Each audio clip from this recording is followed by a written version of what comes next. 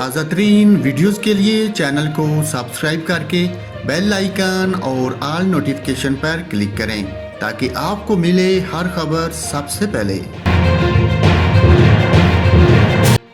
ناظرین، افسوسناک خبر سے آپ کو آگاہ کرتا ہوں، ڈیفنس میں مبینہ ڈکیتی کے دوران مزاحمت پر لیڈی ڈاکٹر کو قتل کر دیا گیا۔ پولیس کے مطابق واقعہ لاہور کے علاقے ڈیفنس میں پیش آیا، جہاں نامعلوم موٹر سائیکل سوار ملزمان نے ڈاکٹر خولہ کو فائرنگ کر کے قتل کیا۔